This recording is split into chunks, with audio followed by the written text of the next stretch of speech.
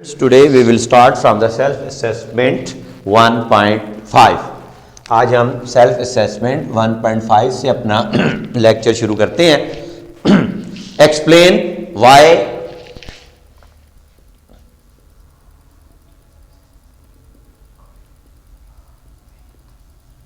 Number 1 है an oxide ion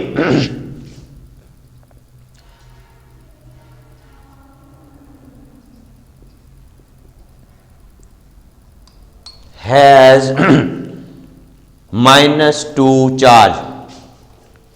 An oxide ion has charge -2. Okay. Oxygen का अगर हम एटम देखें, इसका आंसर है as we no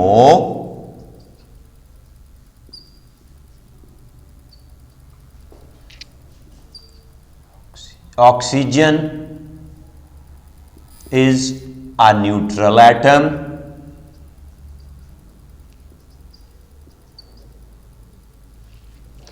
When it gains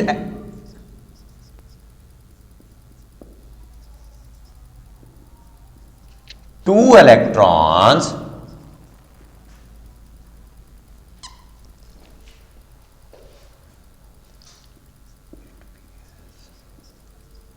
it bears a charge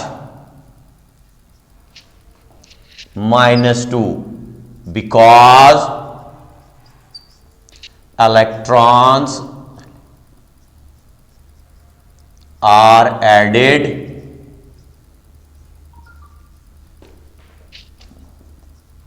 to the neutral atom.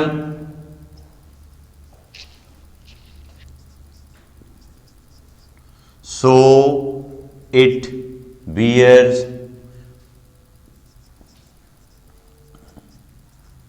a charge -2. ठीक है. अब पता क्या चला कि किसी एटम में जितने इलेक्ट्रॉन्स आप ऐड करेंगे उतना उसके ऊपर चार्ज आ जाएगा. अब यहां नजर आ रहा है कि -2 चार्ज आया, तो इसका मतलब है कि आप इसने 2 इलेक्ट्रॉन गेन किए हैं. ठीक है. तो क्योंकि इलेक्ट्रॉन गेन करने से तादाद इलेक्ट्रॉन्स की बढ़ गई, जितने गेन किए उतना चार्ज आ गया. तो इसने क्योंकि 2 इलेक्ट्रॉन्स गेन किए, इसलिए इसके ऊपर -2 चार्ज आ गया. अगला क्वेश्चन था, अब आप खुद भी वैसे कर सकते हैं, लेकिन मैं फिर बताता हूं. Magnesium Mg+2 has charge +2.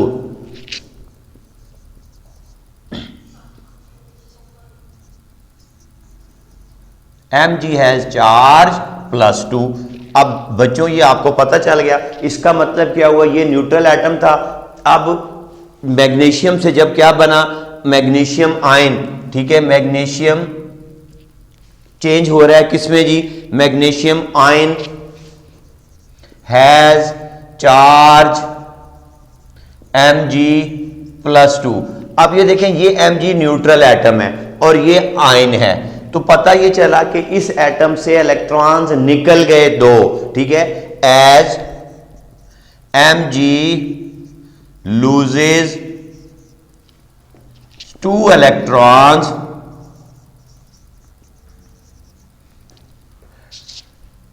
so now it will have a charge Mg+2. तो इसका मतलब है इलेक्ट्रॉन्स के निकलने से कैटायंस बनते हैं, एडिशन से एनाइन बनते हैं. ऊपर हमने देखा ऑक्सीजन के एक न्यूट्रल एटम ने 2 इलेक्ट्रॉन गेन किए, उसके ऊपर चार्ज आ गया -2. मैग्नीशियम के एक एटम ने 2 इलेक्ट्रॉन जो थे वो लूज किए, तो उसके ऊपर चार्ज आ गया +2. तो अगर इलेक्ट्रॉन लूज करेगा कोई एटम तो उसके पर पॉजिटिव चार्ज आएगा, और अगर गेन करेगा तो उसके पर नेगेटिव चार्ज आएगा. ये सिंपल सी बात है. जितने इलेक्ट्रॉन लूज करेगा उतना पॉजिटिव चार्ज आएगा. जितने इलेक्ट्रॉन एक कर रहा है प्लस पॉजिटिव आएगा, 2 कर रहा है डाई पॉजिटिव, 3 कर रहा है ट्राई पॉजिटिव. जैसे एल्युमिनियम है 3 लूज करता है Al+3 आ जाता है। ऑक्सीजन प्लस भी कर सकता है माइनस भी। अगर लूज किया उसने तो इसके ऊपर क्या चार्ज आ गया -2, गेन किए तो क्या आ जाएगा +2। ठीक है जी। अच्छा, आगे आ गया सल्फाइड आयन तीसरा।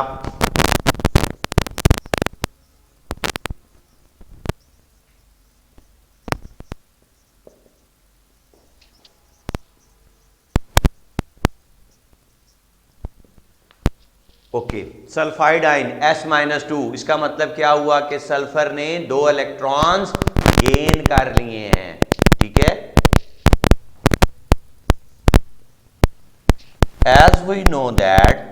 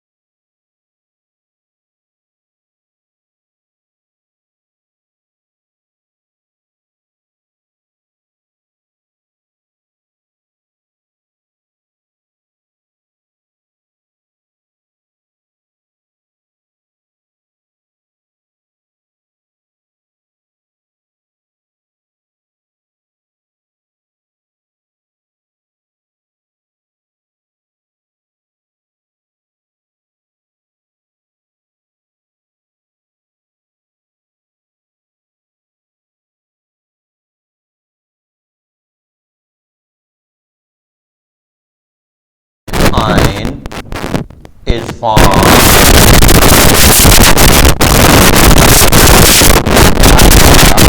gain of electrons,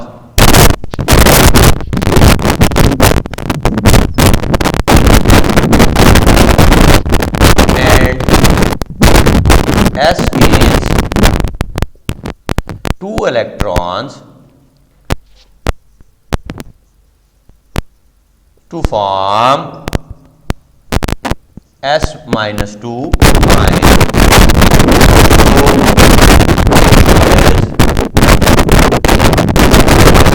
Charge self assessment के 3 क्वेश्चन चलता है, हम उसको कैसे बताते हैं?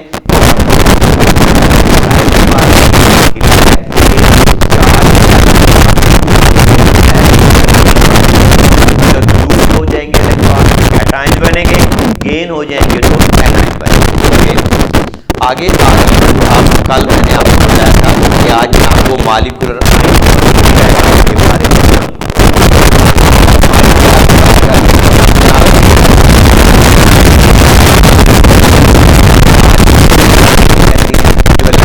लूज करने से या गेन करने से बनता है। अब हम देखेंगे कि मॉलिक्यूलर आयन क्या है। Molecular ion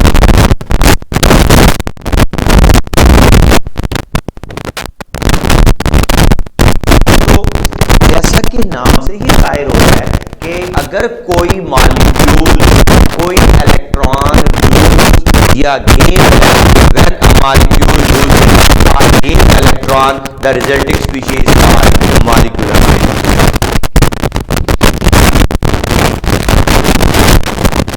when a molecule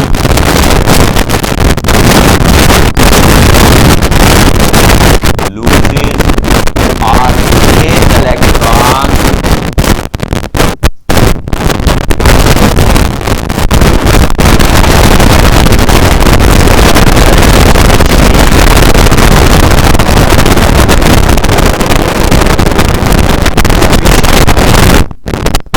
is called a molecular ion। अब ये बात जाहिर सी बात है कि मॉलिक्यूल है क्या चीज है। व्हेन टू और मोर एटम्स कंबाइन, मिसाल के तौर पर देखो ये O2 है, ये मॉलिक्यूल है, और O क्या है? ये एटम है। ठीक है, एटम लूज करे तो एटॉमिक आयंस या जो भी है ऑक्साइड बन रहा है, मॉलिक्यूल्स लूज कर रहा है तो मॉलिक्यूलर आयन बन रहा है। अब ये देखें, व्हेन O2 मॉलिक्यूल, ये क्या है? O2 क्यों कहा कि ये 2 ऑक्सीजन एटमों से मिलकर बना। Loses 1 electron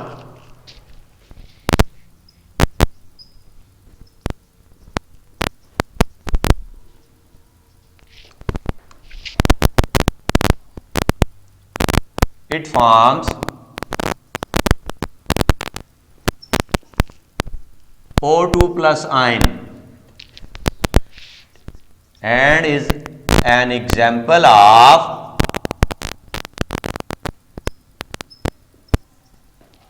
molecular ion.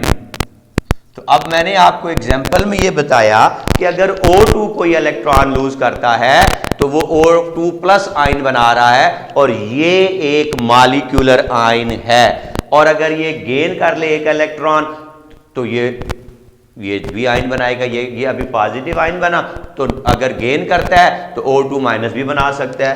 When it gains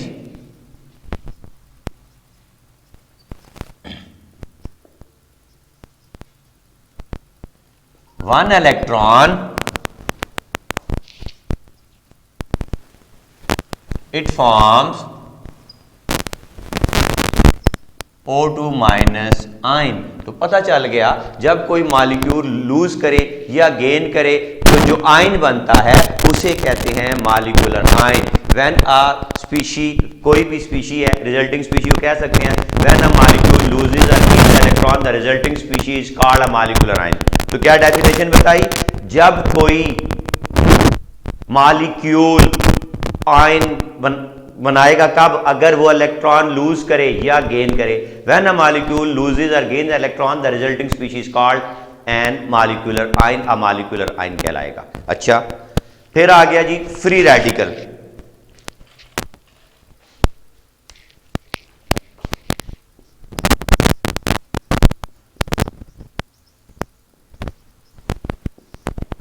क्या आ गया जी?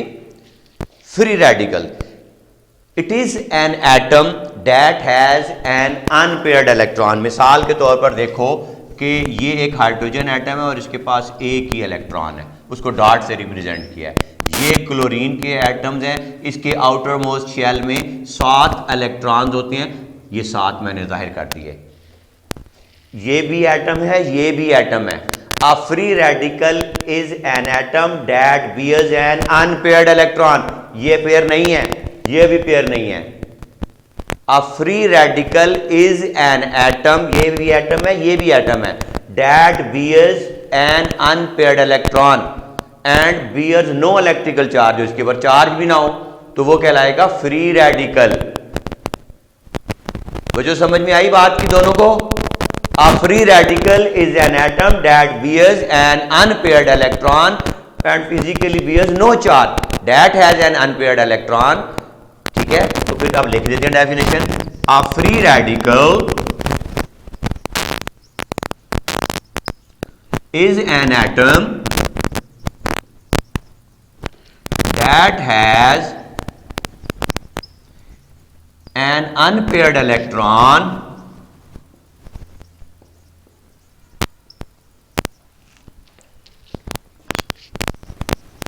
and it bears no charge,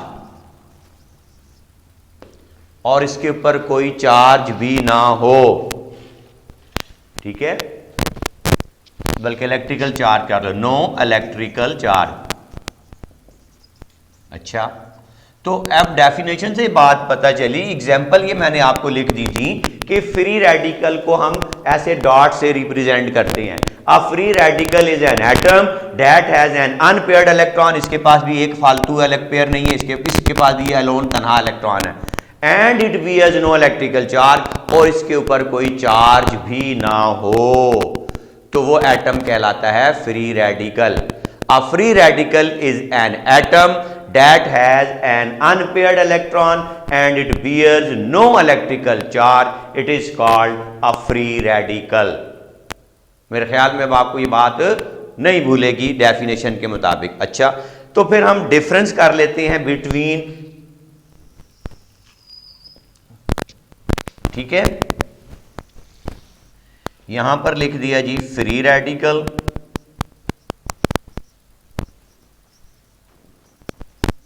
और यहां पर लिख दिया जी, अच्छा, डिफरेंस था between free radicals and ion, ये लिख दिया आयन। अब देखिए एग्जाम्पल से ही आप देख लो, तो आप कहेंगे it has an unpaired electron.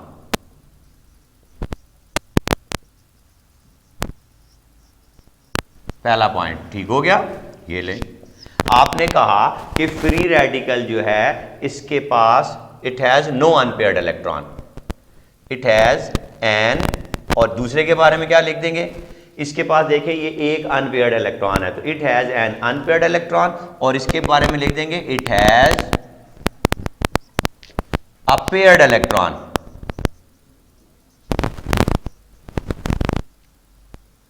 ठीक हो गया। दूसरा, इट इज इलेक्ट्रिकली न्यूट्रल, इसके बारे में लिख देते हैं it is a charge species.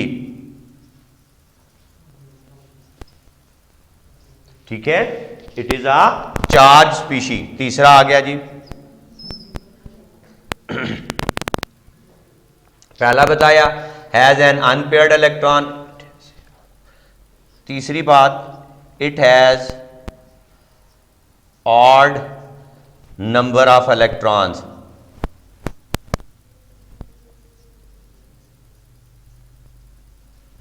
इधर लिख लेते हैं, it has even number of electrons. ठीक है जी।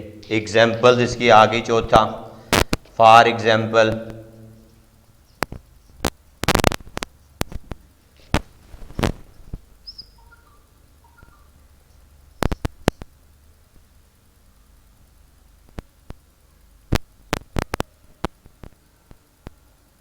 अच्छा जी, इसकी एग्जाम्पल्स आ गई।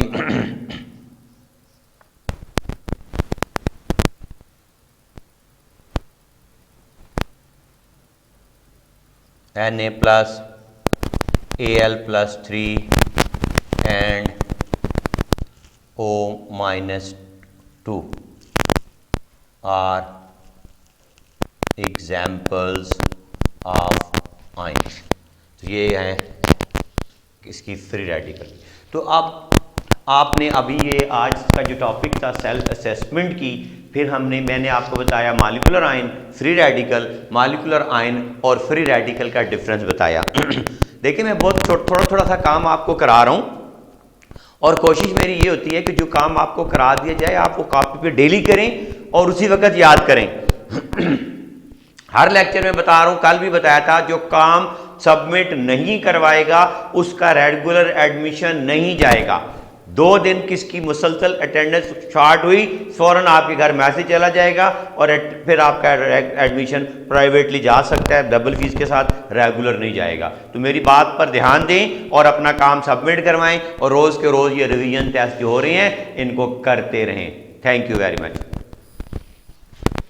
अच्छा।